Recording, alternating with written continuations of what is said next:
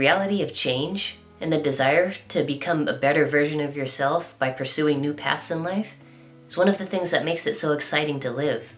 We often put so much time into analyzing every detail of what we do that success itself seems so far away, so unattainable. People often become victims of analysis paralysis when you analyze something to such a degree that it prevents you from taking action. In this video, what I'm going to be talking to you guys about is exactly how you can get over analysis paralysis, how you can ditch this defective mentality for good, and how you can start taking action on your dreams and pursuing those passions that you've always wanted to. The 3 tips that I'm about to share with you guys are things that I have personally implemented in my own life to help me get over analysis paralysis and finally start taking action on the things that I've always wanted to do. So without wasting any more of your guys' time, let's dive straight into this video. Tip number 1 is to audit yourself. So naturally, if you're someone who's a victim of analysis paralysis, you've probably compiled a significant level of research in whatever it is that you want to do. And through this research, there are likely 2 categories of information.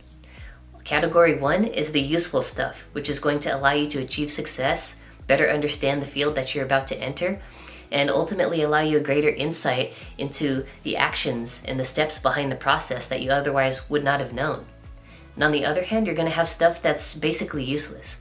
This stuff is written by people who have already had success, people who are just trying to get their name out there, trying to get attention, and this stuff likely doesn't apply to somebody who's just starting out right now. So what you need to do right now is to divide your research into useless and useful information.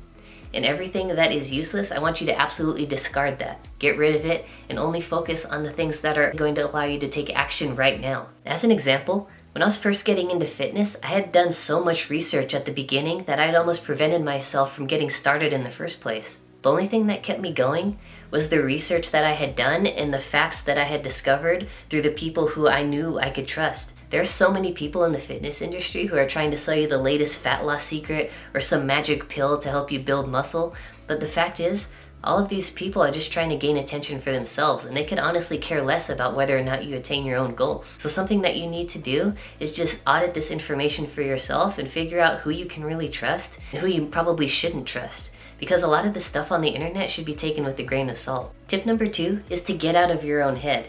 Now, I'm sure you heard this a million times, but before you click out of this video, I just want you to understand the fact that so few people actually know how to do this. One of the simplest ways to overcome this is to just prioritize action over analysis. This is kind of a mindset shift from what you're doing right now if you are a victim of analysis paralysis. But don't get me wrong. If you stop analyzing altogether, that's going to be incredibly unwise of you. What you need to do is create more of a balance between your analysis and your action. This is going to allow you to do is to take action based off of each of those bits of information that you had gathered. Because the point of doing research in the first place is to translate it into action. So if you're not doing that, then this is probably the main reason why you're stuck in analysis paralysis right now.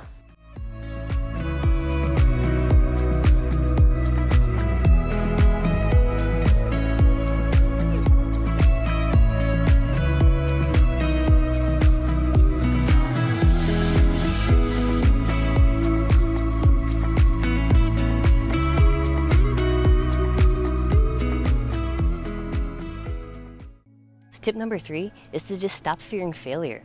So you understand if you do anything in life, there's always going to be that chance that you could fail. But so many people fear that failure more than they fear anything else. And if you fear failure the entire time, it's going to prevent you from achieving any success at all.